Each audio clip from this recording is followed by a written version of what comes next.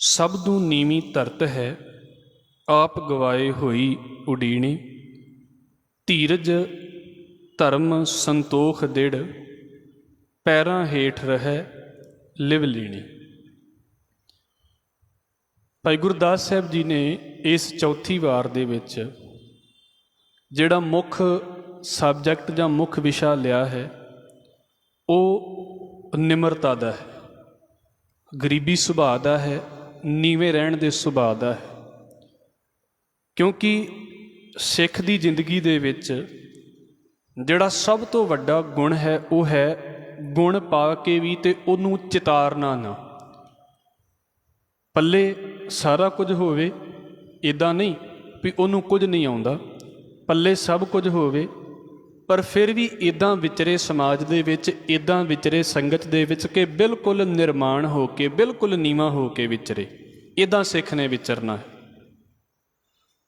और लगभग ये जिहड़ी वार है इहदे विच यही सबजैक्ट चलेगा कि संगत दे विच सिख ने किद्दां विचरना है, नीवें बंदे नूं किद्दां माण मिलदा है गुरु घर दे विच।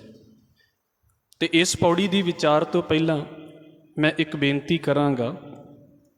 दो तरीकिਆਂ ਦੇ लोग नीवें ਹੁੰਦੇ ਨੇ।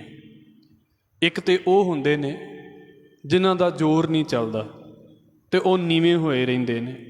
ਜਿੱਦਣ ਉਹਨਾਂ ਨੂੰ ਮੌਕਾ ਮਿਲਦਾ ਹੈ ਫਿਰ ਉਦਣ ਉਹ ਆਪਣਾ ਸਾਰਾ ਜ਼ੋਰ ਵਿਖਾ ਜਾਂਦੇ ਨੇ। ਜਿੱਦਾਂ ਉਦਾਹਰਨ ਦੇ ਤੌਰ ਦੇ ਉੱਤੇ ਅਸੀਂ ਵੇਖਦੇ ਹਾਂ ਵੀ ਸੱਪ ਜਿਹੜਾ ਹੈ ਉਹ ਬਿਲਕੁਲ ਕੁੰਡਲੀ ਮਾਰ ਕੇ ਤੇ ਬੈਠਾ ਹੁੰਦਾ, ਪਰ ਜਦੋਂ ਉਹਨੂੰ ਮੌਕਾ ਲੱਗਾ ਉਹ ਇੱਕਦਮ ਉੱਠ ਕੇ ਤੇ ਡੰਗ ਮਾਰਨ ਦੇ ਲਈ ਤਿਆਰ ਹੋ ਜਾਂਦਾ ਹੈ। ਜਿੰਨਾ ਚਿਰ ਉਹਨੂੰ ਮੌਕਾ ਨਹੀਂ ਸੀ ਮਿਲਿਆ ਉਹਨਾਂ ਚਿਰ ਉਹਨੇ ਆਪਣੇ ਆਪ ਨੂੰ ਬੜਾ ਨੀਵਾਂ ਰੱਖਿਆ ਹੈ। ਇਹ ਹੁੰਦੀ ਹੈ ਨਕਲੀ ਨਿਮਰਤਾ। ਉਹਦੇ ਵਿੱਚ ਅਸੀਂ ਅਕਸਰ ਇਹਨਾਂ ਚੀਜ਼ਾਂ ਨੂੰ ਵੇਖਦੇ ਹੁੰਦੇ ਹਾਂ ਵੀ ਤੁਸੀਂ ਲੋਕਾਂ ਦੇ ਮੂੰਹਾਂ ਤੋਂ ਜਾਂ ਲੋਕਾਂ ਦੇ ਗੱਲਾਂ ਸੁਣੋਗੇ, ਅਜੇ ਮੇਰਾ ਦਿਨ ਨਹੀਂ ਆਇਆ, ਅਜੇ ਮੇਰਾ ਮੌਕਾ ਨਹੀਂ ਆਇਆ, ਤੇ ਜੇ ਮੇਰਾ ਟਾਈਮ ਆ ਗਿਆ ਤੇ ਫਿਰ ਮੈਂ ਦੱਸੂਗਾ ਵੀ ਮੈਂ ਕੀ ਕਰ ਸਕਦਾ ਹਾਂ, ਕੀ ਨਹੀਂ ਕਰ ਸਕਦਾ। ਇਹ ਤੁਸੀਂ ਅਕਸਰ ਲੋਕਾਂ ਦੇ ਮੂੰਹੋਂ ਗੱਲਾਂ ਸੁਣ ਲਵੋਗੇ। ਇੱਥੋਂ ਪਤਾ ਲੱਗਦਾ ਵੀ ਅਜੇ ਰੱਬ ਨੇ ਇਹਨਾਂ ਨੂੰ ਮੌਕਾ ਨਹੀਂ ਦਿੱਤਾ। ਜੇ ਮੌਕਾ ਦੇ ਦੇਵੇ ਤੇ ਬਹੁਤ ਕੁਝ ਕਰ ਸਕਦੇ ਨੇ। ਇਹਨਾਂ ਦੀ ਨਿਮਰਤਾ ਝੂਠੀ ਹੈ, ਇਹਨਾਂ ਦੀ ਗਰੀਬੀ ਝੂਠੀ ਹੈ। ਮੇਰੇ ਵੱਲੋਂ ਨਹੀਂ, ਮੈਂ ਕੀ ਹਾਂ, ਪਰ ਇਹਨਾਂ ਦੀ ਨਿਮਰਤਾ ਸਿਰਫ ਵਿਖਾਵਾ ਹੈ ਵੀ ਇੱਕ ਨਿਮਰਤਾ ਨੂੰ ਪਾ ਪਾ ਕੇ ਇੱਕ ਦਿਨ ਅਸੀਂ ਤਾਕਤ ਦੇ ਵਿੱਚ ਆਈਏ ਤੇ ਅਸਲੀ ਤਾਕਤ ਤੇ ਫਿਰ ਅਸੀਂ ਉਦਣ ਦੱਸਾਂਗੇ ਜਿੱਦਣ ਅਸੀਂ ਤਾਕਤ ਦੇ ਵਿੱਚ ਆ ਗਏ। ਇਹ ਨਿਮਰਤਾ ਨਹੀਂ ਹੁੰਦੀ, ਇਹ ਪਖੰਡ ਹੁੰਦਾ ਹੈ।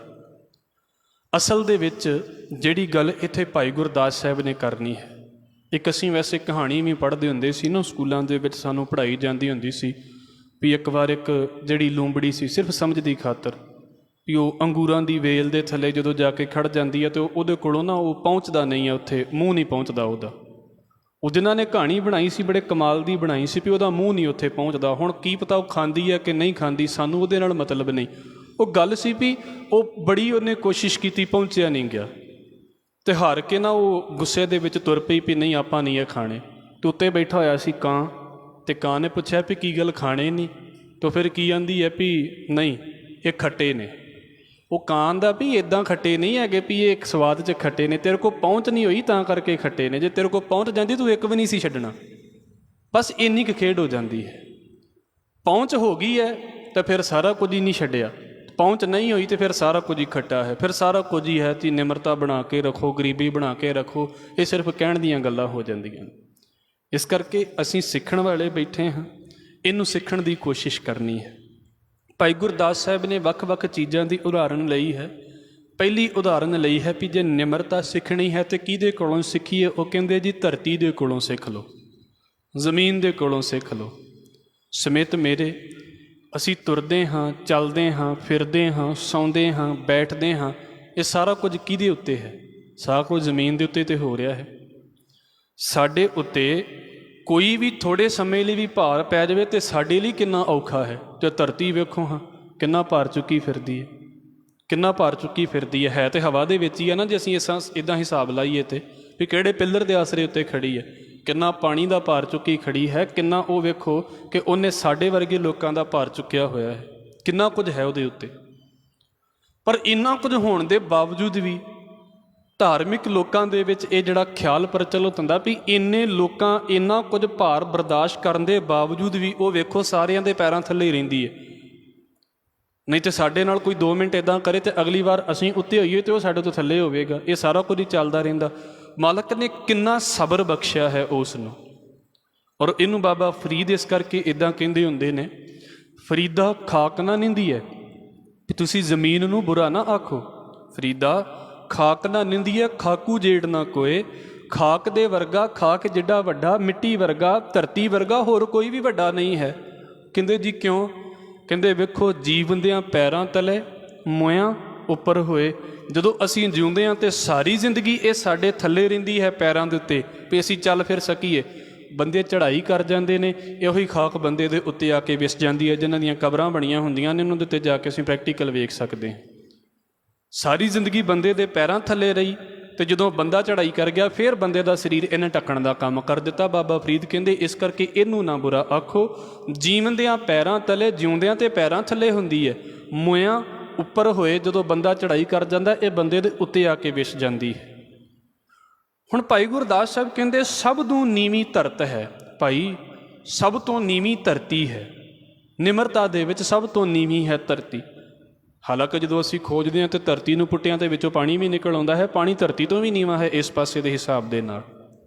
ਪਰ ਉਹਦਾ ਇੱਕ ਗੁਣ ਲੈ ਲਿਆ ਵੀ ਭਾਈ ਸਾਰਿਆਂ ਤੋਂ ਨੀਵੀਂ ਹੈ ਧਰਤੀ, ਪਰ ਕਰਦੀ ਕੀ ਹੈ?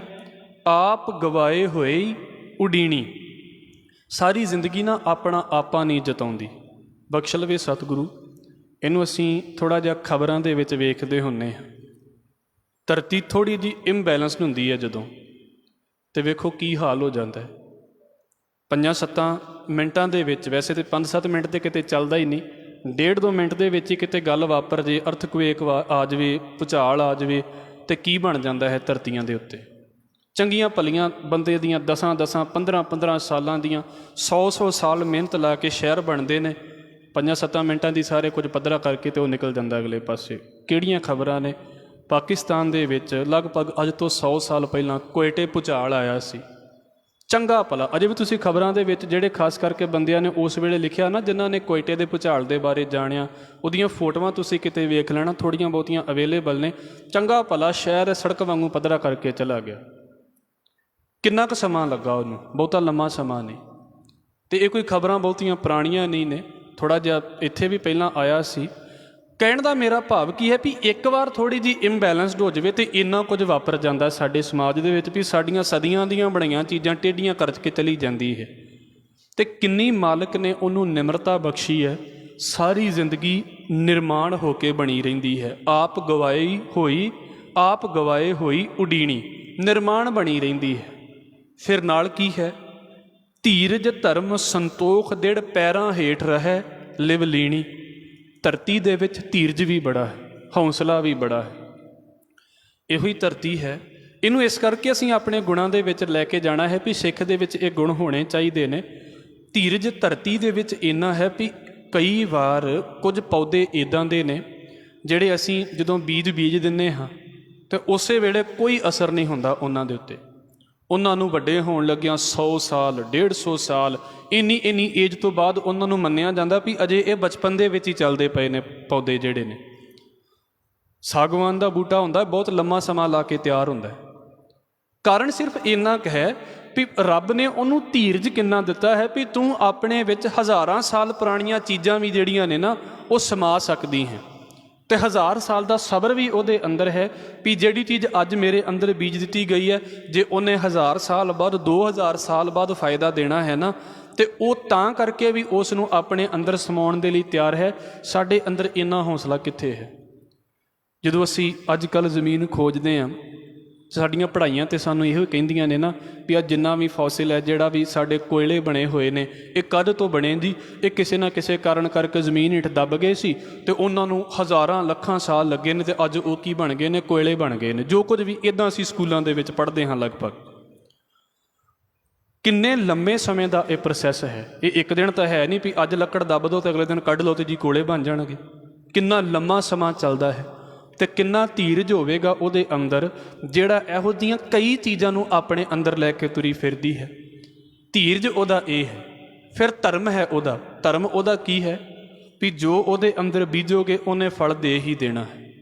ਜੇ ਕਿਸੇ ਨੇ ਕੌੜੀ ਚੀਜ਼ ਬੀਜੀ ਹੈ ਤੇ ਉਹਨੇ ਉਹ ਵੀ ਉਗਾ ਦੇਣੀ ਹੈ, ਤੇ ਜੇ ਉਹਨੇ ਮਿੱਠੀ ਚੀਜ਼ ਬੀਜੀ ਆ ਉਹਨੇ ਮਿੱਠੀ ਚੀਜ਼ ਵੀ ਉਗਾ ਦੇਣੀ ਹੈ। ਧਰਤੀ ਆਪਣੇ ਕੋਲੋਂ ਕੁਝ ਨਹੀਂ ਕਰਦੀ ਵੀ ਮੈਨੂੰ ਕੋਈ ਜਿਹੜਾ ਹੈ ਵੀ ਇਹਦੇ ਵਿੱਚ ਆਹ ਚੀਜ਼ ਮੈਂ ਨਹੀਂ ਪੈਦਾ ਕਰਨੀ ਤੇ ਆਹ ਚੀਜ਼ ਮੈਂ ਨਹੀਂ ਪੈਦਾ ਕਰਨੀ।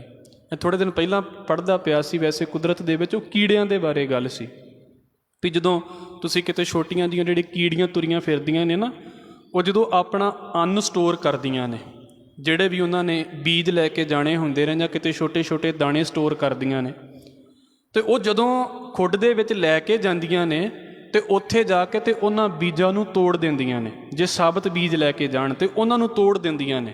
ਕਾਰਨ ਕੀ ਹੈ? ਕਿਉਂਕਿ ਜ਼ਮੀਨ ਦੇ ਵਿੱਚ ਹੁਣ ਰੁੱਡ ਪੱਕੀ ਤਾਂ ਨਹੀਂ ਹੈ ਨਾ ਉਹਨਾਂ ਦੀ, ਉਹ ਜ਼ਮੀਨ ਦੇ ਵਿੱਚ ਹੁੰਦੀ ਹੈ ਅਤੇ ਇਹ ਨਾ ਹੋਵੇ ਵੀ ਉੱਥੇ ਜਾ ਕੇ ਅਤੇ ਜਰਮੀਨੇਸ਼ਨ ਹੋ ਜਾਵੇ ਅਤੇ ਉਹ ਬੀਜ ਪੈਦਾ ਹੋਣਾ ਸ਼ੁਰੂ ਹੋ ਜਾਵੇ। ਉਹ ਬੀਜ ਤੋੜ ਦਿੰਦੀਆਂ ਨੇ। ਅਤੇ ਕੁਦਰਤ ਦਾ ਨਿਯਮ ਹੈ ਵੀ ਟੁੱਟਾ ਹੋਇਆ ਬੀਜ ਪੈਦਾ ਨਹੀਂ ਹੁੰਦਾ, ਟੁੱਟਾ ਹੋਇਆ ਬੀਜ ਨਹੀਂ ਕਦੀ ਉੱਗਦਾ। ਜੇ ਥੋੜ੍ਹਾ ਜਿਹਾ ਵੀ ਟੁੱਟਾ ਹੋਵੇਗਾ ਉਹ ਉੱਗੇਗਾ ਨਹੀਂ। ਪਰ ਧਨੀਏ ਦੇ ਵਿੱਚ ਇੱਕ ਖਾਸੀਅਤ ਹੈ, ਧਨੀਆ ਟੁਕੜੇ ਵਿੱਚ ਵੀ ਉੱਗ ਪੈਂਦਾ, ਧਨੀਆ ਉੱਗ ਪੈਂਦਾ। ਅਤੇ ਮੈਂ ਜੋ ਪੜ੍ਹਿਆ ਸੀ ਮੈਂ ਆਪ ਜੀ ਦੇ ਅੱਗੇ ਰੱਖ ਦੇਵਾਂ। ਬਾਕੀ ਬੀਜਾਂ ਦੇ ਉਹ ਕਹਿੰਦੇ ਨੇ ਵੀ ਉਹ 2 ਟੁਕੜੇ ਕਰਦੀਆਂ ਨੇ, ਧਨੀਏ ਦੇ 4 ਟੁਕੜੇ ਕਰਦੀਆਂ ਨੇ ਵੀ ਇਹ ਵੀ ਨਾ ਉੱਗ ਪਵੇ। ਇਹ ਕਿਹਨੇ ਦੱਸਿਆ ਉਹਨਾਂ ਨੂੰ? ਅਕਾਲ ਪੁਰਖ ਵਾਹਿਗੁਰੂ ਨੇ ਇੱਦਾਂ ਦੀ ਖੇਡ ਉਹਨਾਂ ਦੇ ਅੰਦਰ ਪਾ ਦਿੱਤੀ। ਕਹਿਣ ਦਾ ਭਾਵ ਕੀ ਹੈ ਵੀ ਜ਼ਮੀਨ ਦਾ ਉੱਥੇ ਇੱਕ ਗੁਣ ਸੀ ਵੀ ਉਹਨਾਂ ਨੇ ਜ਼ਮੀਨ 'ਚ ਇਸ ਕਰਕੇ ਤੋੜ ਕੇ ਸਟੋਰ ਕਰਨਾ ਹੁੰਦਾ ਵੀ ਇੱਥੇ ਕਿਤੇ ਉੱਗ ਨਾ ਪਵੇ। ਧਰਤੀ ਦਾ ਇੱਕ ਕੰਮ ਹੈ ਵੀ ਇਹਦੇ ਵਿੱਚ ਜੋ ਬੀਜੋਗੇ ਇਹ ਉੱਗੇਗਾ ਹੀ। ਹਾਂ ਠੀਕ ਹੈ, ਬੰਦਾ ਉਹਦੀ ਆਪਣੀ ਕਿਤੇ ਅਕਲ ਵਰਤ ਕੇ ਅਤੇ ਉਹਦੀ ਉਹ ਪਾਵਰ ਨਾ ਖਤਮ ਕਰ ਦੇਵੇ, ਨਹੀਂ ਤਾਂ ਵੇਖੋ ਹਾਂ ਕੁਝ ਵੀ ਨਾ ਹੋਵੇ ਅਤੇ ਘਾਹ ਤਾਂ ਆਪਣੇ ਆਪ ਹੀ ਉੱਗਣ ਲੱਗ ਪੈਂਦਾ ਜ਼ਮੀਨ ਦੇ ਉੱਤੇ। ਉਹਦਾ ਧਰਮ ਹੈ, ਉਹਦਾ ਧਰਮ ਹੈ ਵੀ ਇਹਦੇ ਵਿੱਚ ਕੁਝ ਨਾ ਕੁਝ ਪੈਦਾ ਹੁੰਦਾ ਹੀ ਰਹੇਗਾ। ਮਾਤਾ ਉਹਨੂੰ ਇਸੇ ਕਰਕੇ ਕਿਹਾ ਜਾਂਦਾ ਵੀ ਰਿਜ਼ਕ ਦਾ ਪ੍ਰਬੰਧ ਕਰ ਦਿੰਦੀ ਹੈ ਜੀਵਨ ਦਾ, ਕਦੀ ਰਿਜ਼ਕ ਨਹੀਂ ਮੁੱਕਦਾ। ਔਰ ਕਿੰਨਾ ਵੀ ਹੋਵੇ ਸਾਨੂੰ ਲੱਗੇ ਵੀ ਇੱਕ ਪਾਸੇ ਭੁੱਖ ਮਰੀ ਹੈ, ਇੱਕ ਪਾਸੇ ਜਿਹੜਾ ਹੈ ਵੱਧ ਲੋਕ ਖਾ ਰਹੇ ਨੇ, ਪੈਦਾ ਤਾਂ ਧਰਤੀ ਦੇ ਉੱਤੇ ਹੀ ਹੋ ਰਿਹਾ ਹੈ ਨਾ। ਧਰਤੀ ਤੋਂ ਬਾਹਰ ਤਾਂ ਕਿਤੇ ਪੈਦਾ ਨਹੀਂ ਹੋ ਰਿਹਾ ਵੀ ਉੱਥੋਂ ਰਿਜ਼ਕ ਸਾਨੂੰ ਆ ਰਿਹਾ ਵੀ ਚੰਦਰਮਾ ਤੋਂ ਕਣਕ ਆ ਗਈ ਹੈ, ਕਿਤੇ ਉਹ ਨਹੀਂ ਆ ਰਹੀ। ਜੋ ਕੁਝ ਪੈਦਾ ਹੋ ਰਿਹਾ ਧਰਤੀ ਦੇ ਵਿੱਚੋਂ ਪੈਦਾ ਹੋ ਰਿਹਾ। ਔਰ ਕਿੰਨਾ ਪੈਦਾ ਹੋ ਰਿਹਾ ਹੈ। ਮਹਾਰਾਜ ਕਹਿੰਦੇ ਧਰਤੀ ਦੇਗ ਮਿਲੇ ਇੱਕ ਵਾਰੀ ਮੇਕਾ ਘੜੀ ਸੰਭਾਲੀ। ਦੇਗ ਉਹ ਬੜਾ ਵੱਡਾ ਬਰਤਨ ਹੁੰਦਾ ਸੀ, ਪਹਿਲਾਂ ਵਰਤਿਆ ਜਾਂਦਾ ਹੁੰਦਾ ਸੀ ਲੰਗਰਾਂ ਦੇ ਵਿੱਚ, ਹੁਣ ਵੀ ਕਈਆਂ ਥਾਵਾਂ 'ਤੇ ਵਰਤਿਆ ਜਾਂਦਾ। ਦਾਲ ਬਣਨੀ ਉਹਦੇ ਵਿੱਚ ਜਾਂ ਚੌਲ ਬਣਨੇ, ਔਰ ਇੰਨੇ ਬਣ ਜਾਣੇ ਵੀ 20-25 ਕਿਲੋ। ਜੇ ਛੋਟੀਆਂ ਦੇਗਾਂ ਦੀ ਗੱਲ ਕਰੀਏ ਤਾਂ 20-25 ਕਿਲੋ ਜਾਂ 30 ਕਿਲੋ ਚੌਲ ਲਗਭਗ ਇੱਕੋ ਵਾਰੀ ਉਹਦੇ ਵਿੱਚ, ਜਾਂ ਦਾਲ ਇੰਨੀ ਬਣ ਜਾਣੀ। ਹੁਣ ਉਹਦੇ ਵਿੱਚੋਂ ਜਦੋਂ ਵਰਤਾਉਣਾ ਸ਼ੁਰੂ ਕਰਨਾ ਤਾਂ ਜਲਦੀ ਖਤਮ ਨਹੀਂ ਸੀ ਹੁੰਦੀ। ਮਹਾਰਾਜ ਨੇ ਧਰਤੀ ਨੂੰ ਦੇਗ ਕਿਹਾ ਵੀ ਜੋ ਬੀਜੀ ਜਾਓਗੇ ਤੇ ਬਸ ਵੱਢੀ ਜਾਓ। ਇੱਕ ਬੀਜ ਬੀਜਦੇ ਆ ਉਹ 10 ਗੁਣਾ 100 ਗੁਣਾ ਹੋ ਕੇ ਉੱਗਦਾ ਹੈ, ਮੁੱਕਦਾ ਹੀ ਨਹੀਂ ਉਹਦੇ ਵਿੱਚ। ਉਹਦਾ ਧਰਮ ਹੈ ਇਹ। ਫਿਰ ਨਾਲ ਕੀ ਹੈ? ਸੰਤੋਖ, ਸਿਦਕ ਬੜਾ ਹੈ ਧਰਤੀ ਦੇ ਵਿੱਚ, ਸੰਤੋਖ ਬੜਾ ਹੈ ਧਰਤੀ ਦੇ ਵਿੱਚ। ਪੈਰਾਂ ਹੇਠ ਰਹਿ ਲਿਵ ਲੀਣੀ। ਚੁੱਪ ਕਰਕੇ ਭਾਈ ਗੁਰਦਾਸ ਸਾਹਿਬ ਕਹਿੰਦੇ ਪੈਰਾਂ ਦੇ ਹੇਠਾਂ ਲਿਵ ਲਾਈ ਰੱਖਦੀ ਹੈ। ਇਹ ਤਾਂ ਧਰਤੀ ਦੀਆਂ ਗੱਲਾਂ ਨੇ। ਫਿਰ ਕੀ ਹੈ? ਸਾਧ ਜਨਾਂ ਦੇ ਚਰਨ ਛੋਹ ਆਡੀਣੀ ਹੋਈ ਲਾਖੀਣੀ। ਇਸੇ ਧਰਤੀ ਦੇ ਉੱਤੇ ਜਦੋਂ ਕਿਤੇ ਸਾਧੂ ਆਪਣੇ ਪੈਰ ਪਾ ਦਿੰਦਾ ਹੈ ਤੇ ਇਹ ਜਿਹੜੀ ਅੱਧੀ ਕੌਡੀ ਦੀ ਧਰਤੀ ਹੈ ਆਡੀਣੀ, ਬਿਲਕੁਲ ਨਿਕੰਮੀ ਜੀ ਧਰਤੀ ਹੋਵੇ ਨਾ। ਨਿਕੰਮੀ ਹੋਣ ਦਾ ਭਾਵ ਵੀ ਅਸੀਂ ਵੀ ਕਿੰਨਿਆਂ ਥਾਵਾਂ ਦੇ ਉੱਤੋਂ ਤੁਰ ਕੇ ਆਉਂਦੇ ਹਾਂ ਤੇ ਹੈ ਤੇ ਉਹ ਵੀ ਧਰਤੀ ਹੈ, ਤੇ ਆ ਵੀ ਤੇ ਧਰਤੀ ਹੈ ਜਿੱਥੇ ਅਸੀਂ ਬੈਠੇ ਹੋਏ ਹਾਂ, ਹੈ ਤੇ ਇਹ ਵੀ ਧਰਤੀ ਹੈ। ਜਿੱਥੋਂ ਅਸੀਂ ਤੁਰ ਕੇ ਨਿਕਲਦੇ ਹਾਂ ਉਹ ਵੀ ਧਰਤੀ ਹੈ, ਪਰ ਉੱਥੇ ਕੋਈ ਮੱਥਾ ਨਹੀਂ ਟੇਕਦਾ। ਇੱਥੇ ਸਾਰੇ ਮੱਥਾ ਟੇਕੀ ਜਾਂਦੇ ਨੇ। ਕਾਰਨ ਕੀ ਹੈ? ਇੱਥੇ ਸਾਧੂ ਦੇ ਪੈਰ ਪਏ ਹੋਏ ਨੇ। ਸਾਧ ਜਨਾਂ ਦੇ ਚਰਨ ਛੋਹ, ਉਹ ਜਿਹੜੀ ਧਰਤੀ ਹੈ ਜਦੋਂ ਸਾਧੂਆਂ ਦੇ ਚਰਨਾਂ ਨੂੰ ਛੋਹੰਦੀ ਹੈ, ਆਡੀਣੀ ਹੋਈ ਲਾਖੀਣੀ। ਬਿਲਕੁਲ ਉਹ ਅੱਧੇ ਮੁੱਲ ਦੀ ਜਿਹੜੀ ਧਰਤੀ ਹੁੰਦੀ ਨਾ, ਲੱਖਾਂ ਦੀ ਹੋ ਜਾਂਦੀ ਹੈ। ਤਲਵੰਡੀ ਗੁਰੂ ਨਾਨਕ ਸਾਹਿਬ ਮਹਾਰਾਜ ਤੋਂ ਪਹਿਲਾਂ ਹੀ ਵਸਦੀ ਪਈ ਸੀ। ਠੀਕ ਹੈ, ਪਿੰਡ ਥੋੜ੍ਹਾ ਸਮਾਂ ਪਹਿਲਾਂ ਵਸਿਆ ਸੀ, ਜ਼ਮੀਨ ਤਾਂ ਉੱਥੇ ਪਹਿਲਾਂ ਹੀ ਹੈ ਸੀ। ਪਰ ਜਦੋਂ ਗੁਰੂ ਨਾਨਕ ਸਾਹਿਬ ਮਹਾਰਾਜ ਦਾ ਜਨਮ ਹੋ ਜਾਂਦਾ ਉਦੋਂ ਉਹ ਨਨਕਾਣਾ ਸਾਹਿਬ ਬਣ ਜਾਂਦੀ ਹੈ। ਗੁਰਬਾਣੀ ਦੇ ਵਿੱਚੋਂ ਤੁਸੀਂ ਬਚਨ ਪੜ੍ਹੋਗੇ, ਫੇਰ ਵਸਾਇਆ ਫੇਰ ਵਣ ਸਤਿਗੁਰੂ ਖਾਡੂਰ। ਖਡੂਰ ਸਾਹਿਬ ਗੁਰੂ ਅੰਗਦ ਸਾਹਿਬ ਤੋਂ ਪਹਿਲਾਂ ਵੀ ਵਸਦਾ ਸੀ, ਪਰ ਉਦੋਂ ਕੋਈ ਉਹਨੂੰ ਖਡੂਰ ਸਾਹਿਬ ਨਹੀਂ ਸੀ ਕਹਿੰਦਾ ਹੁੰਦਾ। ਹੁਣ ਖਡੂਰ ਸਾਹਿਬ ਹੀ ਕਹਿੰਦੇ ਨੇ। ਤੁਸੀਂ ਕਿਤੇ ਜਾ ਕੇ ਉੱਧਰ ਦੇ ਇਲਾਕੇ ਦੇ ਵਿੱਚ ਜਾ ਕੇ ਸੁਣ ਲੈਣਾ, ਉਹ ਖਡੂਰ ਕੱਲਾ ਨਹੀਂ ਕਹਿੰਦੇ, ਖਡੂਰ ਸਾਹਿਬ ਹੀ ਕਹਿੰਦੇ ਨੇ। ਫਿਰ ਵੱਖੋ ਗੁਰੂ ਅਮਰਦਾਸ ਸਾਹਿਬ ਸੱਚੇ ਪਾਤਸ਼ਾਹ ਜੀ ਨੇ ਬਿਆਸ ਦਰਿਆ ਦਾ ਕੰਢਾ ਤੇ ਪਹਿਲਾਂ ਵੀ ਮੌਜੂਦ ਸੀ, ਪਰ ਉੱਥੇ ਅਸਥਾਨ ਬਣ ਗਿਆ। ਫੇਰ ਵਸਾਇਆ ਗੋਇੰਦਵਾਲ ਅਚਰਜ ਖੇਲ ਨਾ ਲਖਿਆ ਜਾਈ। ਭਾਈ ਗੁਰਦਾਸ ਸਾਹਿਬ, ਗੁਰੂ ਅਮਰਦਾਸ ਸਾਹਿਬ ਮਹਾਰਾਜ ਜੀ ਨੇ ਗੋਇੰਦਵਾਲ ਸਾਹਿਬ ਵਸਾਇਆ, ਉਹ ਹੁਣ ਗੋਇੰਦਵਾਲ ਸਾਹਿਬ ਹੋ ਗਿਆ। ਕਾਰਨ ਕੀ ਹੈ? ਵੀ ਜਿੱਥੇ ਜਿੱਥੇ ਸਾਧੂ ਨੇ ਆਪਣੇ ਕਦਮ ਪਾ ਦਿੱਤੇ ਉਹੀ ਧਰਤੀਆਂ ਪਵਿੱਤਰ ਹੋ ਗਈਆਂ। ਜ਼ਮੀਨਾਂ ਸਾਰੀਆਂ ਇੱਕੋ ਜਿਹੀਆਂ ਹੁੰਦੀਆਂ ਨੇ, ਪਰ ਹਰ ਕੋਈ ਹਰ ਥਾਂ 'ਤੇ ਮੱਥਾ ਨਹੀਂ ਟੇਕਦਾ। ਕੇਵਲ ਉਹਨਾਂ ਥਾਵਾਂ 'ਤੇ ਮੱਥਾ ਟੇਕਿਆ ਜਾਂਦਾ ਜਿੱਥੇ ਸਾਧੂਆਂ ਦੇ ਚਰਨ ਪੈ ਗਏ ਨੇ। ਸਾਧ ਜਨਾਂ ਦੇ ਚਰਨ ਛੋਹ ਆਡੀਣੀ ਹੋਈ ਲਾਖੀਣੀ, ਅੰਮ੍ਰਿਤ ਬੂੰਦ ਸੁਹਾਵਣੀ, ਸ਼ਹਿਬਰ ਸ਼ਲਕ ਰੇਣ ਹੋਏ ਰੀਣੀ। ਹੁਣ ਧਰਤੀ ਰੱਜਦੀ ਕਦੋਂ ਹੈ? ਮੈਂ ਪਿੱਛੇ ਜੇ ਵੀ ਇੱਕ ਦਿਨ ਬੇਨਤੀ ਕੀਤੀ ਸੀ, ਕੁਝ ਦਰਖਤ ਇੱਦਾਂ ਦੇ ਹੁੰਦੇ ਨੇ ਜਦੋਂ ਉਹਨਾਂ ਦਾ ਸੀਜ਼ਨ ਆਉਂਦਾ ਹੈ ਫਲ ਦੇਣ ਦਾ, ਅਤੇ ਲੱਖਾਂ ਕੋਸ਼ਿਸ਼ ਕਰ ਕਰਕੇ ਰੋਜ਼ ਬੰਦਾ ਪਾਣੀ ਲਾਈ ਜਾਵੇ, ਰੋਜ਼ ਪਾਣੀ ਲਾਈ ਜਾਵੇ ਬੰਦਾ। ਇੱਕ ਬਾਰਿਸ਼ ਹੁੰਦੀ ਹੈ ਅਤੇ ਉਹਨਾਂ ਦੇ ਜਿਹੜੇ ਫਰੂਟ ਹੁੰਦੇ ਨੇ, ਜਿਹੜੇ ਫਲ ਲੱਗਦੇ ਨੇ, ਉਹਨਾਂ ਦਾ ਟੇਸਟ ਚੇਂਜ ਹੋ ਜਾਂਦਾ। ਅਤੇ ਜਦੋਂ ਤੱਕ ਬਾਰਿਸ਼ ਨਾ ਹੋਵੇ, ਜਿੰਨਾ ਮਰਜ਼ੀ ਪਾਣੀ ਪਾਈ ਜਾਓ, ਉਹ ਟੇਸਟ ਹੀ ਨਹੀਂ ਆਉਂਦਾ, ਉਹ ਮਿਠਾਸ ਹੀ ਨਹੀਂ ਆਉਂਦੀ ਉਹਨਾਂ ਦੇ ਵਿੱਚ। ਧਰਤੀ ਰੱਜਦੀ ਹੀ ਅਸਲ ਦੇ ਵਿੱਚ ਉਦਣ ਹੈ ਜਿੱਦਣ ਉਹਦੇ ਉੱਤੇ ਬਾਰਿਸ਼ ਹੁੰਦੀ ਹੈ। ਭਾਈ ਗੁਰਦਾਸ ਸਾਹਿਬ ਨੇ ਉਹਦਾ ਉਹ ਸੁਭਾਅ ਵਰਤਿਆ ਹੈ ਇੱਥੇ, ਅੰਮ੍ਰਿਤ ਬੂੰਦ ਸੁਹਾਵਣੀ, ਸ਼ਹਿਬਰ ਸ਼ਲਕ ਰੇਣ ਹੋਏ ਰੀਣੀ। ਜਦੋਂ ਸ਼ਹਿਬਰ ਲਾ ਕੇ ਬਾਰਿਸ਼ ਹੁੰਦੀ ਹੈ, ਮੀਂਹ ਵਰਦਾ ਹੈ, ਅਤੇ ਇਹ ਜਿਹੜੀ ਨਾ ਇਸ ਬੂੰਦ ਦੇ ਨਾਲ, ਉਸ ਬਾਰਿਸ਼ ਦੇ ਨਾਲ ਇਹ ਧਰਤੀ ਸੋਹਣੀ ਹੋ ਜਾਂਦੀ ਹੈ। ਚਲੋ ਇੱਥੇ ਤਾਂ ਮੈਂ ਇਸ ਕਰਕੇ ਵੀ ਕਹਿੰਦਾ ਹੁੰਦਾ ਵੀ ਸਾਡੇ ਆਲੇ ਦੁਆਲੇ ਬਿਲਡਿੰਗਸ ਹੀ ਇੰਨੀਆਂ ਨੇ ਵੀ ਸਾਨੂੰ ਨਜ਼ਰ ਹੀ ਨਹੀਂ ਆਉਂਦਾ ਕੁਝ ਬਹੁਤਾ। ਜਦੋਂ ਕਿਤੇ ਇਹਨਾਂ ਦਿਨਾਂ ਦੇ ਵਿੱਚ ਵੀ, ਅਤੇ ਜੋ ਪਿਛਲਾ ਮਹੀਨਾ ਨਿਕਲ ਕੇ ਗਿਆ ਹੈ, ਬਾਰਿਸ਼ ਹੋਈ ਹੋਵੇ ਨਾ, ਅਤੇ ਵੇਖੋ ਕਿੰਨੀਆਂ ਹਨੇਰੀਆਂ ਚੱਲਦੀਆਂ ਨੇ। ਹਨੇਰੀਆਂ ਨੇ ਕੀ ਕਰਨਾ, ਹੁਣ ਸਾਡੇ ਘਰਾਂ ਦੇ ਵਿੱਚ ਡਸਟ ਪਈ ਆ ਅਤੇ ਅਸੀਂ ਤਾਂ ਤੁਰ ਪਏ ਵੀ ਚਲੋ ਜੀ ਸਫਾਈ ਕਰ ਲਓ, ਜਾਂ ਕਿਸੇ ਨੂੰ ਸੱਦ ਲਿਆ ਵੀ ਸਫਾਈ ਕਰ ਦੇ। ਸਾਡੇ ਕੋਲ ਤਾਂ ਬੜੇ ਪ੍ਰਬੰਧ ਨੇ, ਪਰ ਤੁਸੀਂ ਕਿਤੇ ਵੇਖੋ, ਖਾਸ ਕਰਕੇ ਜਦੋਂ ਅਸੀਂ ਸੜਕਾਂ ਤੋਂ ਨਿਕਲਦੇ ਹਾਂ ਅਤੇ ਕਿੰਨੇ ਜਿਹੜੇ ਦਰਖਤ ਨੇ ਉਹਨਾਂ ਦੇ ਉੱਤੇ ਲਗਾਤਾਰ ਉਹ ਮਿੱਟੀ ਪੈਂਦੀ ਰਹਿੰਦੀ ਹੈ, ਧੂੜ ਪੈਂਦੀ ਰਹਿੰਦੀ ਹੈ। ਬਸ 1 ਘੰਟਾ ਬਾਰਿਸ਼ ਹੁੰਦੀ ਹੈ, ਸਾਰੇ ਦਰਖਤਾਂ ਦੇ ਪੱਤੇ ਵੀ ਧੋਤੇ ਜਾਂਦੇ ਨੇ, ਸਾਰੀਆਂ ਫਸਲਾਂ ਧੋ ਕੇ ਰੱਖ ਦਿੰਦਾ ਹੈ ਮੀਂਹ। ਜਿਹੜਾ ਕੱਟਾ ਮਹੀਨੇ ਦਾ ਪਿਆ ਹੁੰਦਾ, 2 ਮਹੀਨਿਆਂ ਦਾ ਪਿਆ ਹੁੰਦਾ, 1 ਘੰਟੇ ਦੇ ਵਿੱਚ ਸਾਰਾ ਕੁਝ ਧੋ ਕੇ ਅਤੇ ਬਿਲਕੁਲ ਸਾਰਾ ਨਵਾਂ ਲੱਗਣ ਲੱਗ ਪੈਂਦਾ, ਬਿਲਕੁਲ ਸਾਰਾ ਤਾਜ਼ਾ ਲੱਗਣ ਲੱਗ ਪੈਂਦਾ। ਉਹਨੂੰ ਕਿਹਾ ਜਾਂਦਾ ਵੀ ਧਰਤੀ ਰੱਜ ਗਈ। ਧਰਤੀ ਨੂੰ ਕੌਣ ਧੋਂਦਾ ਹੈ? ਧਰਤੀ ਨੂੰ ਬਾਰਿਸ਼ ਧੋ ਕੇ ਰੱਖ ਦਿੰਦੀ ਹੈ, ਉਹ ਸਿਰਫ ਉਹਦੇ ਨਾਲ ਹੀ ਰੱਜਦੀ ਹੈ। ਬੰਦਾ ਤੇ 4 ਦਰਖਤਾਂ ਨੂੰ ਪਾਣੀ ਪਾਵੇਗਾ, ਬਾਕੀ ਦਰਖਤਾਂ ਦਾ ਜ਼ਿੰਮਾ ਕਿਹਦੇ ਸਿਰ ਦੇ ਉੱਤੇ ਹੈ? ਉਹ ਬਾਰਿਸ਼ ਦੇ ਸਿਰ ਦੇ ਉੱਤੇ ਹੈ, ਔਰ ਧਰਤੀ ਉਹਨੂੰ ਹੀ ਰਜਾਉਂਦੀ ਹੈ।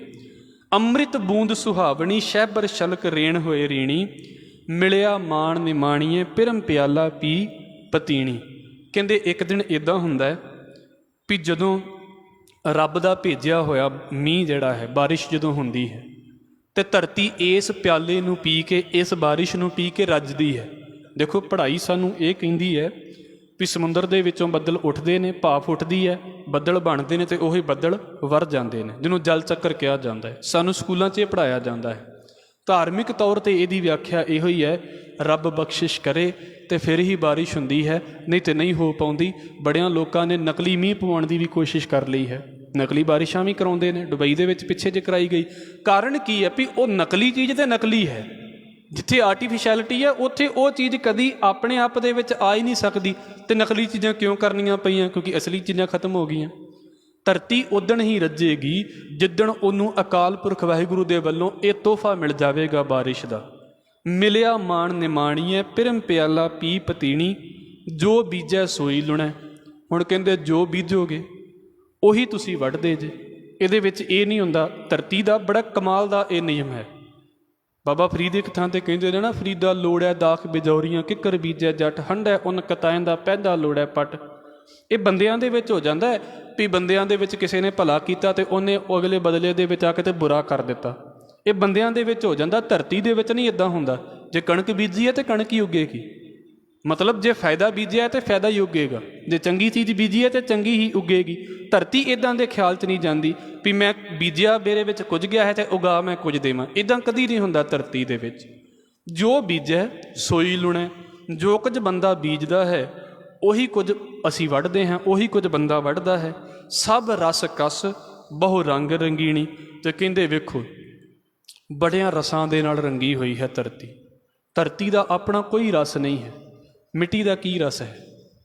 ਪਰ ਇਸੇ ਮਿੱਟੀ ਦੇ ਵਿੱਚੋਂ ਵੇਖੋ ਕਿੰਨੀਆਂ ਸਵਾਦ ਵਾਲੀਆਂ ਚੀਜ਼ਾਂ ਪੈਦਾ ਹੋ ਜਾਂਦੀਆਂ ਨੇ।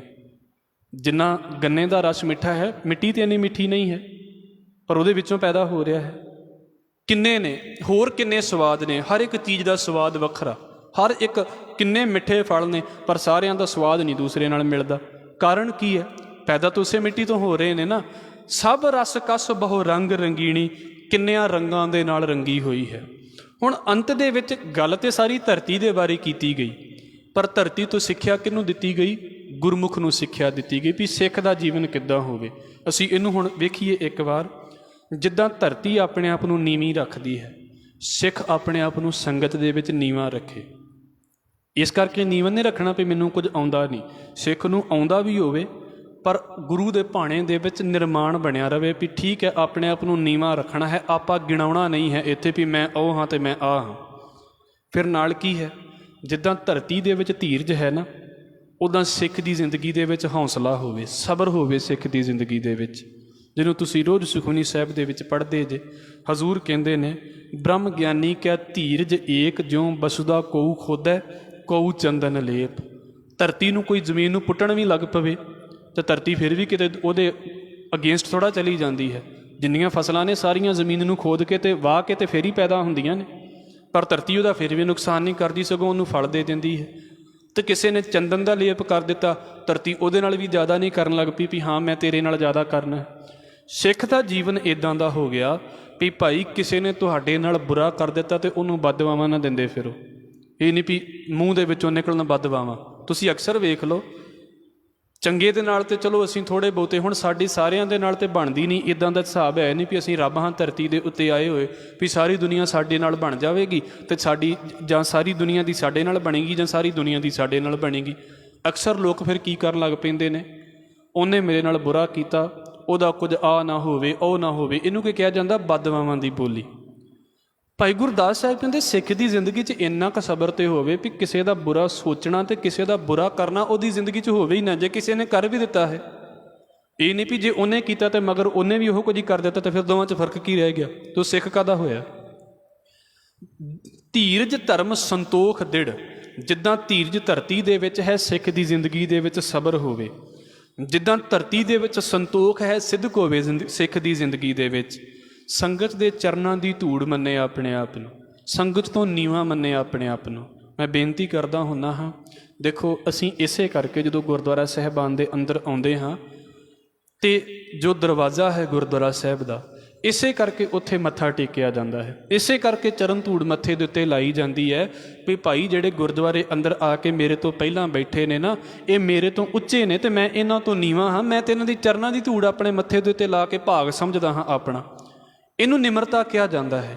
ਇੱਦਾਂ ਦੀ ਨਿਮਰਤਾ ਸਿੱਖ ਦੀ ਜ਼ਿੰਦਗੀ ਦੇ ਵਿੱਚ ਹੋਵੇ ਵੀ ਸੰਗਤ ਨੂੰ ਆਪਣੇ ਤੋਂ ਉੱਚਾ ਹੀ ਮੰਨਣਾ ਹੈ। ਇਹ ਨਾ ਸੋਚੇ ਵੀ ਮੈਂ ਤਾਂ ਇਹਨਾਂ ਨੂੰ ਕਮਾਂਡ ਕਰਨ ਵਾਲਾ ਹਾਂ। ਨਹੀਂ, ਕਮਾਂਡ ਕਰਨ ਵਾਲਾ ਨਹੀਂ ਹੈ, ਸਗੋਂ ਉਹਨਾਂ ਦੀ ਗੱਲ ਮੰਨਣ ਵਾਲਾ ਹੈ ਅਤੇ ਗੱਲ ਸੁਣਨ ਵਾਲਾ ਹੈ। ਇਹ ਅਸੀਂ ਵੀ ਇਹਦੇ ਵਿੱਚ ਆ ਜਾਂਦੇ ਹਾਂ। ਠੀਕ ਹੈ, ਇਹ ਮਾਲਕ ਨੇ ਖੇਡ ਬਣਾਤੀ ਵੀ ਤੁਸੀਂ ਸੁਣਨ ਦੇ ਲਈ ਆਏ ਜੇ, ਪਰ ਇਹਦਾ ਮਤਲਬ ਇਹ ਥੋੜ੍ਹਾ ਵੀ ਤੁਹਾਨੂੰ ਕੁਝ ਨਹੀਂ ਆਉਂਦਾ। ਤੁਸੀਂ ਸਾਡੇ ਤੋਂ ਹਮੇਸ਼ਾ ਉੱਚੇ ਜੇ, ਸਾਡੇ ਤੋਂ ਚੰਗੇ ਜੇ। ਇਸ ਕਰਕੇ ਸਿੱਖ ਦੀ ਜ਼ਿੰਦਗੀ ਦੇ ਵਿੱਚ ਇਹ ਚੀਜ਼ ਹੋਵੇ। ਨਾਲ ਫਿਰ ਜਿੱਦਾਂ ਧਰਤੀ ਸਾਧੂਆਂ ਦੇ ਚਰਨ ਛੋਹ ਕੇ ਅਤੇ ਬੜੇ ਮੁੱਲ ਵਾਲੀ ਹੋ ਜਾਂਦੀ ਹੈ ਨਾ, ਸਿੱਖ ਦਾ ਫਰਜ਼ ਇਹ ਹੈ ਵੀ ਸਿੱਖ ਨੇ ਗੁਰੂ ਗ੍ਰੰਥ ਸਾਹਿਬ ਮਹਾਰਾਜ ਜੀ ਦੇ ਚਰਣੀ ਲੱਗਣਾ ਹੈ, ਤਾਂ ਹੀ ਸਿੱਖ ਦੀ ਜ਼ਿੰਦਗੀ ਕੀਮਤੀ ਹੋਵੇਗੀ। ਨਹੀਂ ਤਾਂ ਸਿੱਖ ਦੀ ਜ਼ਿੰਦਗੀ ਨਿਕੰਮੀ ਹੈ। ਅਤੇ ਪਹਿਲੀ ਗੱਲ ਉਹ ਸਿੱਖ ਹੀ ਕਾਹਦਾ ਹੋਇਆ ਜਿਹੜਾ ਗੁਰੂ ਦੇ ਚਰਣੀ ਲੱਗਦਾ ਹੀ ਨਹੀਂ। ਜਿੱਦਾਂ ਧਰਤੀ ਪਵਿੱਤਰ ਹੋ ਗਈ ਜਿੱਥੇ ਸਾਧੂਆਂ ਨੇ ਪੈਰ ਪਾਏ, ਇੱਦਾਂ ਸਿੱਖ ਦਾ ਜੀਵਨ ਪਵਿੱਤਰ ਹੋ ਗਿਆ ਜਿਹੜੇ ਸਿੱਖ ਦੇ ਦਿਲ ਦੇ ਵਿੱਚ ਗੁਰੂ ਨੇ ਆਪਣੇ ਚਰਨ ਪਾ ਦਿੱਤੇ ਨੇ। ਸਾਧੂਆਂ ਦੇ ਚਰਨ ਛੋਹ ਕੇ ਧਰਤੀ ਕੀਮਤੀ ਹੋ ਗਈ। ਇੱਦਾਂ ਸਿੱਖ ਨੇ ਜਦੋਂ ਸਾਧੂ ਦੇ ਲਾਗੇ ਆਇਆ, ਗੁਰੂ ਦੇ ਲਾਗੇ ਆਇਆ, ਸਿੱਖ ਦਾ ਜੀਵਨ ਪਵਿੱਤਰ ਹੋ ਗਿਆ। ਅਸੀਂ ਗੁਰਦੁਆਰੇ ਬੈਠੇ ਹਾਂ, ਇਸੇ ਕਰਕੇ ਬੈਠੇ ਹਾਂ ਵੀ ਇਸ ਜੀਵਨ ਨੂੰ ਕੁਝ ਮਾਣ ਮਿਲ ਜਾਵੇ। ਨਹੀਂ ਤਾਂ ਫਿਰ ਜਿੱਦਾਂ ਬੇਨਤੀ ਕੀਤੀ ਹੈ ਵੀ ਬਾਕੀ ਧਰਤੀਆਂ ਵੀ ਤਾਂ ਹੈ ਨੇ, ਕੋਈ ਨਹੀਂ ਮੱਥਾ ਟੇਕਦਾ, ਇੱਥੇ ਮੱਥਾ ਟੇਕ ਲੈਂਦੇ ਹਾਂ। ਇੱਦਾਂ ਹੀ ਫਿਰ ਬਾਕੀ ਦੁਨੀਆ ਤੁਰੀ ਫਿਰਦੀ ਹੈ, ਕੋਈ ਮਾਣ ਸਤਿਕਾਰ ਵੀ ਨਹੀਂ ਕਰਦਾ, ਕੋਈ ਪੁੱਛਦਾ ਵੀ ਨਹੀਂ ਹੈ ਕਿੰਨੇ ਹੋ ਕੇ ਅਤੇ ਕਿੰਨੇ ਚਲੇ ਜਾਂਦੇ ਨੇ। ਫਿਰ ਨਾਲ ਕੀ ਹੈ, ਜਿੱਦਾਂ ਧਰਤੀ ਬਾਰਿਸ਼ ਦੀ ਬੂੰਦ ਦੇ ਨਾਲ ਰੱਜਦੀ ਹੈ, ਜੋ ਮਾਲਕ ਦੇ ਘਰ ਦੇ ਵਿੱਚੋਂ ਉਹਦੀ ਰਜ਼ਾ ਦੇ ਵਿੱਚ ਮਿਲ ਜਾਵੇ, ਸਿੱਖ ਰੱਜੇ ਉਸ ਚੀਜ਼ ਤੋਂ। ਸਿੱਖ ਨੂੰ ਸ਼ੁਕਰ ਕਰਨ ਦੀ ਆਦਤ ਹੋਵੇ ਵੀ ਜੋ ਮੈਨੂੰ ਮਾਲਕ ਨੇ ਦਿੱਤਾ ਹੈ ਨਾ, ਉਹ ਮੈਂ ਉਸ ਨੂੰ ਸਬਰ ਕਰਕੇ ਤੇ ਰੱਖਣਾ ਹੈ। ਜੋ ਕੁਝ ਮਿਲਿਆ ਹੈ ਉਹ ਸੰਗਤ ਦੇ ਵੱਲੋਂ ਅਤੇ ਗੁਰੂ ਦੇ ਵੱਲੋਂ ਜੋ ਮੈਨੂੰ ਮਿਲ ਗਿਆ ਹੈ, ਠੀਕ ਹੈ, ਮੈਂ ਇਹਦੇ ਵਿੱਚ ਸੰਤੁਸ਼ਟ ਹਾਂ। ਹੁਣ ਇੰਨਾ ਕੁਝ ਕਰਕੇ ਅਤੇ ਭਾਈ ਗੁਰਦਾਸ ਸਾਹਿਬ ਕਹਿੰਦੇ ਜਿੱਦਾਂ ਧਰਤੀ ਦੇ ਗੁਣ ਨੇ ਨਾ, ਇੱਦਾਂ ਸਿੱਖ ਦੀ ਜ਼ਿੰਦਗੀ ਦੇ ਵਿੱਚ ਗੁਣ ਹੈ। ਗੁਰਮੁਖ ਸੁੱਖ ਫਲ ਹੈ ਮਸਕੀਣੀ। ਮਸਕੀਨ ਦਾ ਮਤਲਬ ਹੁੰਦਾ ਹੈ ਗਰੀਬ। ਗਰੀਬ ਦਾ ਮਤਲਬ ਪੈਸੇ ਵਾਲੇ ਪਾਸੇ ਤੋਂ ਗਰੀਬ ਨਹੀਂ, ਜਿਹਦੇ ਅੰਦਰ ਹਿਊਮਿਲਿਟੀ ਹੈ, ਜਿਹਦੇ ਅੰਦਰ ਨਿਮਰਤਾ ਹੈ, ਜਿਹਨੂੰ ਅਸੀਂ ਸੁਖਮਨੀ ਸਾਹਿਬ ਦੇ ਵਿੱਚ ਪੜ੍ਹਦੇ ਹਾਂ, ਆਪਸ ਕਉ ਜੋ ਜਾਣੈ ਨੀਚਾ ਸੌ ਗਨੀਐ ਸਭ ਤੇ ਉੱਚਾ। ਭਾਈ ਜਿਹੜਾ ਆਪਣੇ ਆਪ ਨੂੰ ਨੀਵਾਂ ਗਿਣਦਾ ਹੈ ਨਾ ਵੀ ਸੰਗਤ ਦੇ ਵਿੱਚ ਮੈਂ ਨੀਵਾਂ ਹਾਂ, ਉਹੀ ਸਾਰਿਆਂ ਤੋਂ ਉੱਚਾ ਹੈ। ਤੇ ਜਿਹੜਾ ਸੰਗਤ ਦੇ ਵਿੱਚ ਇਹੋ ਹੀ ਸੋਚੀ ਜਾਂਦਾ ਵੀ ਮੇਰਾ ਨਾਂ ਕਦੋਂ ਬੋਲੇ ਤੇ ਮੈਂ ਉਹੀ ਸੁਣਨ ਦੇ ਲਈ ਬੈਠਾ, ਹੁਣ ਨਾ ਬੋਲਿਆ ਗਿਆ ਤੇ ਚਲੋ ਘਰ ਨੂੰ ਚੱਲੀਏ, ਇੱਥੇ ਕੀ ਰਹਿ ਗਿਆ। ਉਹ ਬੰਦੇ ਕਿੱਦਾਂ ਨੀਵੇਂ ਹੋ ਜਾਣਗੇ, ਭਾਵੇਂ ਜਿੰਨਾ ਮਰਜ਼ੀ ਆਪਣੇ ਆਪ ਨੂੰ ਨੀਵਾਂ ਕਹੀ ਜਾਵੇ। ਮਹਾਰਾਜ ਕਹਿੰਦੇ ਨੇ ਨਾ ਇੱਕ ਥਾਂ ਦੇ ਉੱਤੇ ਆਸਾ ਦੀ ਵਾਰ ਦੇ ਵਿੱਚ, ਹਜ਼ੂਰ ਕਹਿੰਦੇ ਸਿਰਫ ਮੱਥਾ ਟੇਕਣ ਤੋਂ ਭੁਲੇਖਾ ਨਾ ਖਾ ਦਿਓ, ਅਪਰਾਧੀ ਦੂਣਾ ਨਿਵੈ ਜੋ ਹੰਤਾ ਮਿਰਗਾ ਹੈ। ਜਿਹਨੇ ਮਿਰਗ ਨੂੰ ਮਾਰਨਾ ਹੈ ਉਹ ਵੀ ਤਾਂ ਨੀਵਾਂ ਹੋ ਕੇ ਨਿਸ਼ਾਨਾ ਲਾ ਰਿਹਾ ਹੈ, ਜਿਹਨੇ ਗੋਲੀ ਚਲਾਉਣੀ ਹੈ ਉਹ ਵੀ ਵੇਖੋ ਕਿੱਦਾਂ ਨੀਵਾਂ ਹੋ ਕੇ ਨਿਸ਼ਾਨੇ ਪਾ ਰਿਹਾ ਹੈ, ਨਿਸ਼ਾਨੇ ਲਗਾ ਰਿਹਾ ਹੈ। ਸਿਰਫ ਇੱਦਾਂ ਦੀ ਨਿਮਰਤਾ ਨਹੀਂ ਵੀ ਸਰੀਰ ਕਰਕੇ ਮੈਂ ਝੁਕ ਗਿਆ। ਗੁਰਮੁਖ ਸੁਖ ਫਲ ਹੈ ਮਸਕੀਣੀ, ਸਿੱਖ ਦਿਲ ਤੋਂ ਨਿਮਾਣਾ ਹੋਵੇ। ਨਿਮਾਣੇ ਦਾ ਮਤਲਬ ਬਿਲਕੁਲ ਨੀਵਾਂ ਹੋਵੇ, ਆਪ ਗਣਾਵੇ ਹੀ ਨਾ ਕਦੀ ਵੀ ਮੈਂ ਆਹ ਹਾਂ ਤੇ ਮੈਂ ਆਹ ਹਾਂ। ਮੈਂ ਅਕਸਰ ਬੇਨਤੀ ਕਰਦਾ ਹੁੰਦਾ ਹਾਂ ਕਿ ਵੇਖੋ ਗੁਰੂ ਨਾਨਕ ਦਾ ਘਰ ਹੈ, ਇਹ ਕਿਸੇ ਬੰਦੇ ਦਾ ਘਰ ਤੇ ਹੈ ਹੀ ਨਹੀਂ, ਇਹ ਗੁਰੂ ਗੋਬਿੰਦ ਸਿੰਘ ਮਹਾਰਾਜ ਦਾ ਘਰ ਹੈ। ਅਤੇ ਮਹਾਰਾਜ ਨੇ ਨਾ ਹਰ ਤਰੀਕੇ ਦੇ ਬੰਦੇ ਪੈਦਾ ਕੀਤੇ ਨੇ, ਹਰ ਤਰੀਕੇ ਦੇ। ਜਦੋਂ ਇੱਕ ਜਣੇ ਨੂੰ ਮਾਣ ਹੋ ਜਾਂਦਾ ਸੀ ਨਾ, ਤੇ ਮਹਾਰਾਜ ਕੀ ਕਰਦੇ ਸੀ, ਨਾਲ ਦੂਜਾ ਬੰਦਾ ਉਸੇ ਵੇਲੇ ਪੈਦਾ ਹੋ ਜਾਂਦਾ। ਇਹ ਕੁਦਰਤ ਦਾ ਨਿਯਮ ਹੈ। ਜੇ ਹਰਣਾਕਸ਼ ਪੈਦਾ ਹੋਵੇਗਾ ਤਾਂ ਪ੍ਰਹਿਲਾਦ ਆਪਣੇ ਆਪ ਹੀ ਪੈਦਾ ਹੋ ਜਾਵੇਗਾ। ਜਿੱਦਣ ਮੈਨੂੰ ਮਾਣ ਹੋਵੇਗਾ ਨਾ ਵੀ ਮੈਂ ਬਹੁਤ ਕੁਝ ਹਾਂ, ਮੇਰੀ ਥਾਂ ਦੇ ਉੱਤੇ ਰੱਬ ਇਹੋ ਜਿਹੇ ਬੰਦੇ ਪੈਦਾ ਕਰ ਦੇਵੇਗਾ, ਆਪਣੇ ਆਪ ਹੀ ਮੈਨੂੰ ਪਰੇ ਕਰ ਦੇਣਗੇ। ਇਹ ਚੱਲਦਾ ਹੀ ਰਹਿੰਦਾ ਹੈ। ਇਹ ਸ੍ਰਿਸ਼ਟੀ ਦੇ ਵਿੱਚ ਦੋਵੇਂ ਪਾਸੇ ਚੱਲਦੇ ਹੀ ਰਹਿੰਦੇ ਨੇ, ਇਸੇ ਕਰਕੇ ਬੈਲੈਂਸ ਬਣਿਆ ਰਹਿੰਦਾ ਹੈ। ਸਿੱਖ ਜਿਹੜੇ ਨੇ, ਗੁਰਮੁਖ ਜਿਹੜੇ ਨੇ, ਉਹ ਗਰੀਬੀ ਸੁਭਾਅ ਦੇ ਵਿੱਚ ਵਿਚਰਦੇ ਨੇ, ਨਿਰਮਾਣ ਸੁਭਾਅ ਦੇ ਵਿੱਚ ਵਿਚਰਦੇ ਨੇ। ਉਹ ਗਣਾਉਂਦੇ ਨਹੀਂ ਵੀ ਅਸੀਂ ਉਹ ਹਾਂ ਅਤੇ ਅਸੀਂ ਆਹ ਹਾਂ। ਉਹਨਾਂ ਨੂੰ ਪਤਾ ਹੈ ਉਹ ਜੋ ਹੈ ਨੇ, ਗੁਰੂ ਉਹਨਾਂ ਦੀ ਗੱਲ ਜਾਣਦਾ ਹੈ ਅਤੇ ਗੁਰੂ ਨੂੰ ਪਤਾ ਹੈ ਵੀ ਇਹ ਕਿਸ ਗੱਲ ਦੇ ਮਾਲਕ ਨੇ। ਜਿੱਦਣ ਗੁਰੂ ਨੂੰ ਲੋੜ ਹੁੰਦੀ ਹੈ ਉਦਣ ਉਹਨਾਂ ਨੂੰ ਸੇਵਾ ਦੇ ਵਿੱਚ ਲਾ ਦਿੰਦਾ ਹੈ, ਨਹੀਂ ਤਾਂ ਆਪਣੇ ਆਪ ਨਿਰਮਾਣ ਹੋ ਕੇ ਤੇ ਸੇਵਾ ਕਰੀ ਜਾਂਦੇ ਨੇ। ਅਸੀਂ ਕਈ ਵਾਰ ਅਕਸਰ ਉਦਾਹਰਨ ਲੈਂਦੇ ਹੁੰਦੇ ਹਾਂ ਭਾਈ ਧੰਨਾ ਸਿੰਘ ਦੀ, ਵੀ ਕਵੀ ਨੇ ਅਰਥ ਕੀਤੇ ਮਹਾਰਾਜ ਦੇ ਦਰਬਾਰ ਦੇ ਵਿੱਚ, ਗੁਰੂ ਗੋਬਿੰਦ ਸਿੰਘ ਮਹਾਰਾਜ ਦੇ, ਅਤੇ ਉਹ ਕਵਿਤਾ ਨੂੰ ਬਾਹਰ ਲਿਖ ਕੇ ਲੈ ਕੇ ਜਾਣ ਲੱਗਾ ਅਤੇ ਉੱਥੇ ਪਤਾ ਲੱਗ ਗਿਆ ਵੀ ਇਹ ਤਾਂ ਬਾਹਰ ਲੈ ਕੇ ਜਾਣ ਲੱਗਾ ਸੀ। ਅਤੇ ਮਹਾਰਾਜ ਨੇ ਪੁੱਛਿਆ ਵੀ ਕੀ ਗੱਲ ਹੋ ਗਈ, ਕਿਉਂ ਬਾਹਰ ਲੈ ਕੇ ਜਾਣ ਲੱਗੇ ਸੀ? ਅਤੇ ਕਹਿੰਦਾ ਜੀ ਮੈਂ ਸੋਚਿਆ ਵੀ ਜੇ ਇੱਥੇ ਸੁਣਾਏ ਤਾਂ ਪਹਿਲੀ ਗੱਲ ਤਾਂ ਵੱਧ ਤੋਂ ਵੱਧ ਸਰੋਪਾ ਹੀ ਮਿਲੇਗਾ। ਸਰੋਪੇ ਤੋਂ ਵੀ ਲੋਕਾਂ ਨੂੰ ਲੱਗਦਾ ਵੀ ਸਰੋਪਾ ਕੋਈ ਚੀਜ਼ ਹੀ ਨਹੀਂ ਹੈ, ਵੀ ਇੱਥੇ ਵੱਧ ਤੋਂ ਵੱਧ ਕੀ ਮਿਲ ਜਾਵੇਗਾ। ਤੁਸੀਂ 4 ਵਾਰ ਸ਼ਾਬਾਸ਼ ਕਹਿ ਦੋਗੇ, ਥੋੜ੍ਹੇ ਬਹੁਤੇ ਪੈਸੇ ਦੇ ਦੋਗੇ। ਮੈਂ ਸੋਚਿਆ ਬਾਹਰ ਸੁਣਾਉਣਾ ਹਾਂ, ਅਤੇ ਇੱਕ ਤਾਂ ਇੱਥੇ ਕਿਸੇ ਨੂੰ ਅਰਥ ਨਹੀਂ ਹੋਣੇ ਇਹਦੇ ਕੋਲੋਂ, ਬਾਹਰ ਸੁਣਾਉਣਾ ਅਤੇ ਫਿਰ ਮੇਰੀ ਮੁੱਲ ਜ਼ਿਆਦਾ ਪਏਗਾ ਅਤੇ ਕਦਰ ਜ਼ਿਆਦਾ ਪਵੇਗੀ।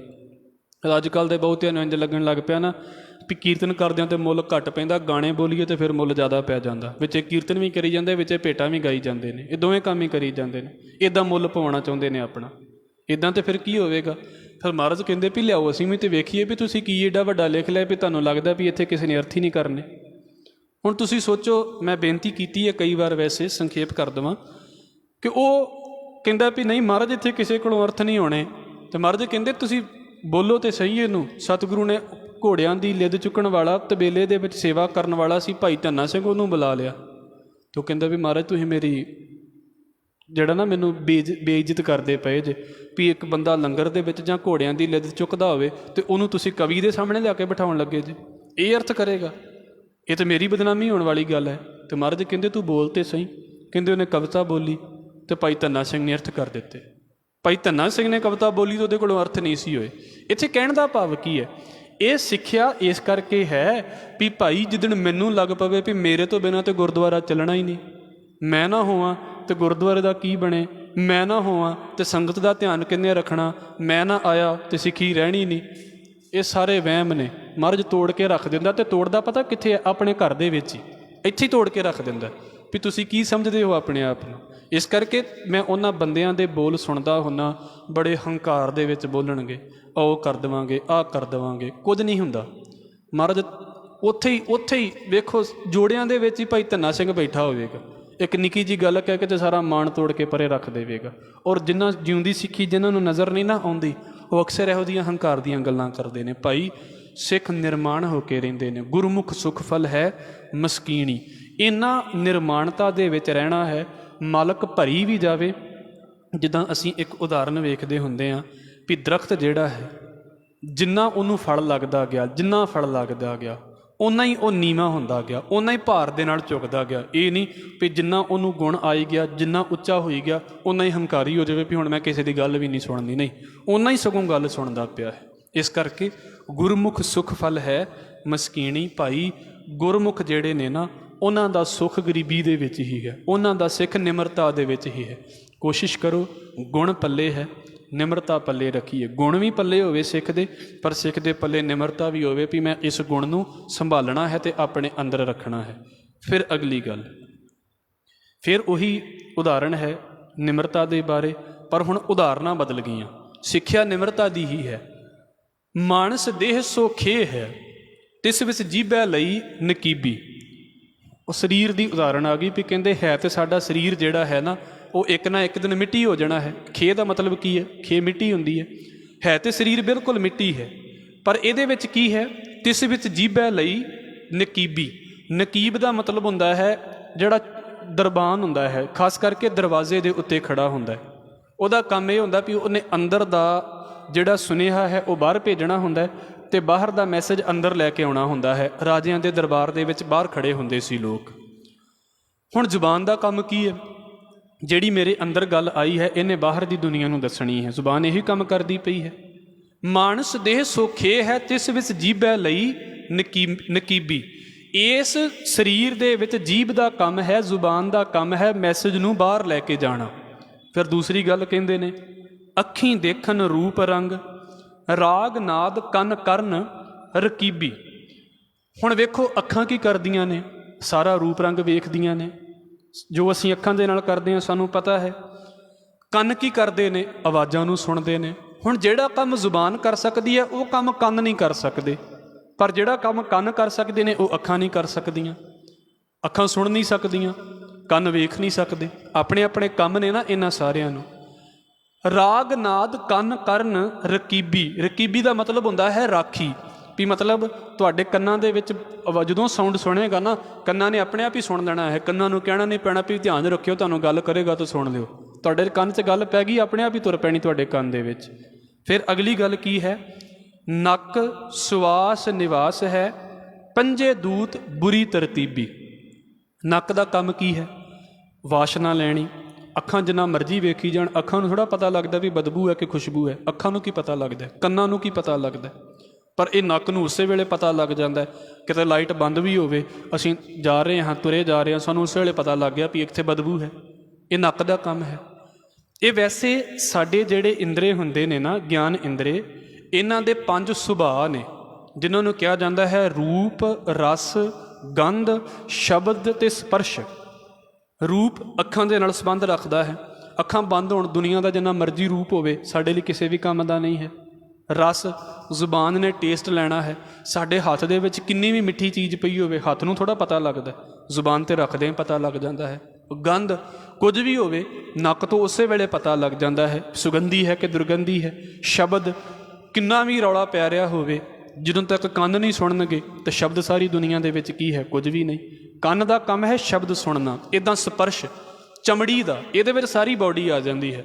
ਸਾਨੂੰ ਪਤਾ ਵੀ ਨਾ ਹੋਵੇ ਵੀ ਮੇਰੀ ਕਮਰ ਦੇ ਜਾਂ ਮੇਰੇ ਲੱਕ ਦੇ ਪਿਛਲੇ ਪਾਸੇ ਕੋਈ ਚੀਜ਼ ਹੈ ਜਾਂ ਨਹੀਂ, ਪਰ ਉਸੇ ਵੇਲੇ ਕੋਈ ਆ ਕੇ ਬੈਠਾ ਮੈਨੂੰ ਉਸੇ ਵੇਲੇ ਫੀਲ ਹੋਣ ਲੱਗ ਪੈਂਦੀ ਹੈ।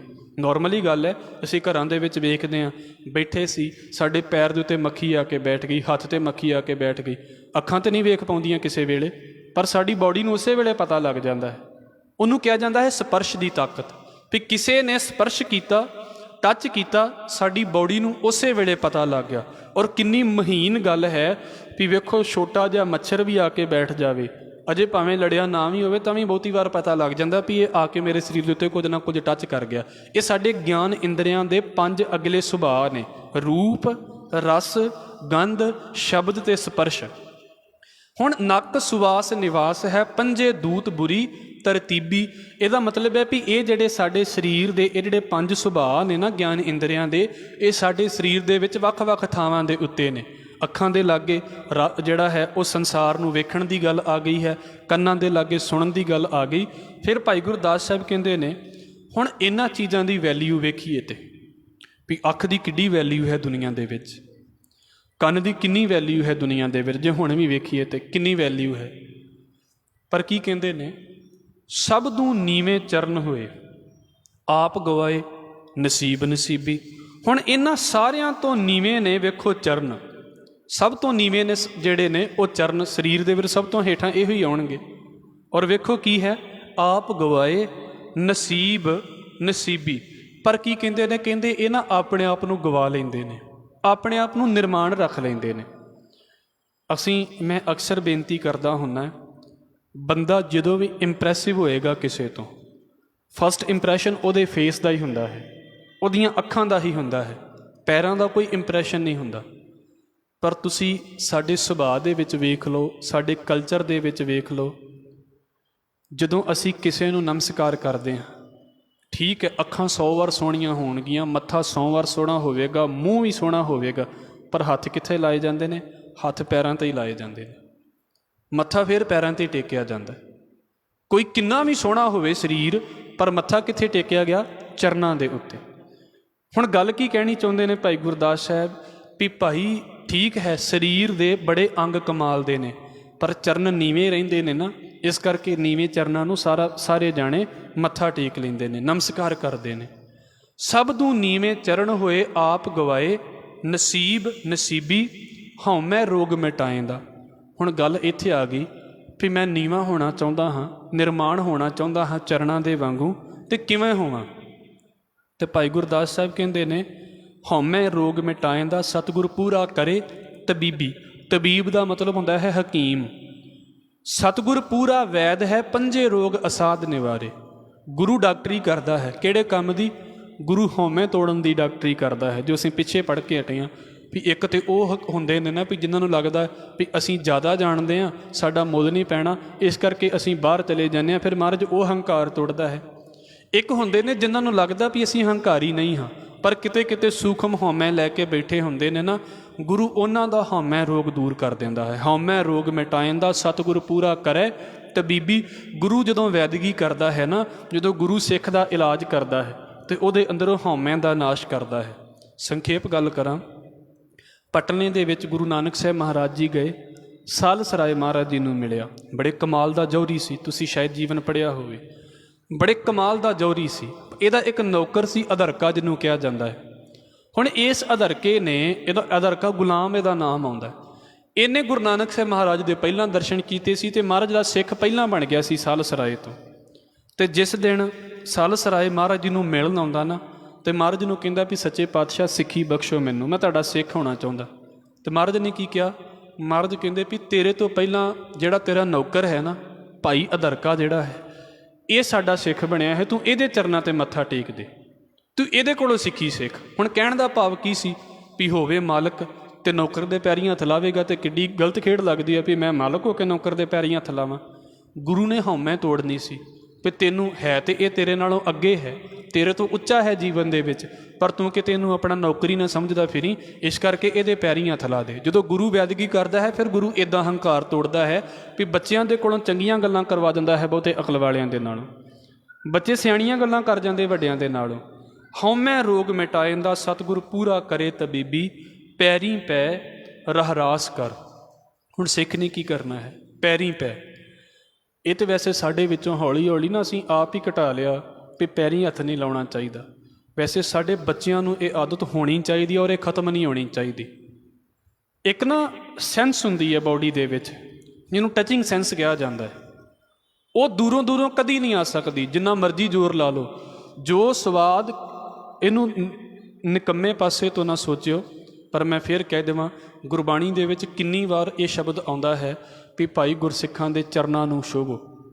ਇੱਕ ਸੈਂਸ ਹੈ ਵੀ ਉਹਨਾਂ ਸਿੱਖਾਂ ਦੇ ਚਰਨ ਛੋਹ ਕੇ ਤੇ ਕੁਝ ਹਾਸਲ ਹੋਵੇਗਾ ਜ਼ਿੰਦਗੀ ਦੇ ਵਿੱਚ। ਅਸੀਂ ਆਪਣੇ ਰਿਸ਼ਤੇਦਾਰਾਂ ਨੂੰ ਜਦੋਂ ਮਿਲਦੇ ਹਾਂ ਤੇ ਗਲੇ ਤੇ ਮਿਲਦੇ ਹੀ ਹਾਂ।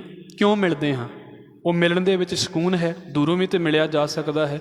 ਕੋਈ ਬੰਦਾ ਹੈ ਰੋਜ਼ ਆਪਣੇ ਬੱਚੇ ਨੂੰ ਜਾਂ ਰੋਜ਼ ਆਪਣੇ ਕਿਸੇ ਰਿਸ਼ਤੇਦਾਰ ਦੇ ਨਾਲ ਵੀਡੀਓ ਕਾਲ ਕਰਦਾ ਰਹੇ, ਰੋਜ਼ ਕਰਦਾ ਰਹੇ, ਪਰ ਜਿੱਦਣ ਮਿਲਦਾ ਹੈ ਫਿਰ ਉਹਦੇ ਗਲ ਮਿਲ ਲੈਂਦਾ ਹੈ ਵੀ ਵੇਖਿਆ ਤੇ ਰੋਜ਼ ਸੀ, ਅੱਜ ਕੀ ਲੋੜ ਹੈ ਮਿਲਣ ਦੀ।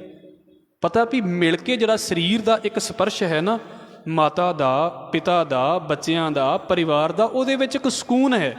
ਇਹਨੂੰ ਗਲਤ ਪਾਸੇ ਤੋਂ ਨਾ ਲੈ ਜਾਣਾ। ਇੱਦਾਂ ਸੰਗਤ ਦੇ ਵਿੱਚ ਸਿੱਖ ਮਿਲਦੇ ਨੇ ਇੱਕ ਦੂਸਰੇ ਦੇ, ਜਿਹਨੂੰ ਸਤਿਗੁਰੂ ਇੱਦਾਂ ਵੀ ਕਹਿੰਦੇ ਨੇ, ਆਵੋ ਭੈਣੇ ਗਲ ਮਿਲੈ ਅੰਕ ਸਹੇਲੜੀਆਂ, ਮਿਲ ਕੇ ਕਰੇ ਕਹਾਣੀਆਂ ਸਮਰੱਥ ਕੰਤਕੀਆਂ। ਜਾਂ ਅਸੀਂ ਪੜ੍ਹਿਆ, ਜੋ ਦਿਸੈ ਗੁਰ ਸਿੱਖੜਾ ਤਿਸ ਨਿਵ ਨਿਵ ਲਾਗੋਂ ਪਾਏ ਜੀਓ।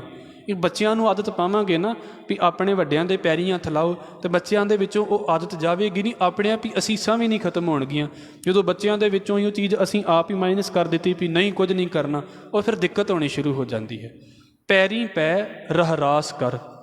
ਸਿੱਖ ਦੀ ਰੀਤੀ ਕੀ ਹੈ? ਰਹਿਰਾਸ ਦਾ ਮਤਲਬ ਹੋ ਗਿਆ ਇੱਕ ਵਿਧੀ ਹੈ ਰਾਹ ਦੇ ਉੱਤੇ ਚੱਲਣ ਦਾ ਕੰਮ। ਪੈਰੀਂ ਪੈਰ ਹਰਾਸ ਕਰ, ਗੁਰਸਿੱਖ ਸੁਣ ਗੁਰਸਿੱਖ ਮਨੀਬੀ। ਗੁਰੂ ਦੀ ਸਿੱਖਿਆ ਸੁਣ ਕੇ ਤੇ ਗੁਰੂ ਦੇ ਸਿੱਖ ਮੰਨਦੇ ਨੇ। ਇਹਨਾਂ ਦੀ ਡੇਲੀ ਰੂਟੀਨ ਕੀ ਹੈ ਵੀ ਇੱਕ ਤੇ ਭਾਈ ਗੁਰਸਿੱਖਾਂ ਦੇ ਚਰਣੀ ਲੱਗਣਾ ਹੈ, ਮਤਲਬ ਉਹਨਾਂ ਦੀ ਸੇਵਾ ਕਰਨੀ ਹੈ, ਜਿੱਥੇ ਮੌਕਾ ਬਣਦਾ ਹੈ ਉਹਨਾਂ ਦੇ ਚਰਨ ਵੀ ਛੋਹ ਲਓ।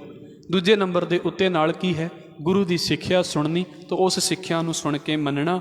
ਮੁਰਦਾ ਹੋਏ ਮੁਰੀਦ ਗਰੀਬੀ, ਭਾਈ ਸਿੱਖ ਜਿਹੜਾ ਹੈ ਨਾ ਉਹ ਇੱਦਾਂ ਦਾ ਨਿਰਮਾਣ ਹੋ ਜਾਵੇ ਜਿੱਦਾਂ ਮੁਰਦਾ ਹੁੰਦਾ ਹੈ, ਮਤਲਬ ਉਹਦੀਆਂ ਕੋਈ ਇੱਛਾਵਾਂ ਨਹੀਂ ਨਾ ਹੁੰਦੀਆਂ।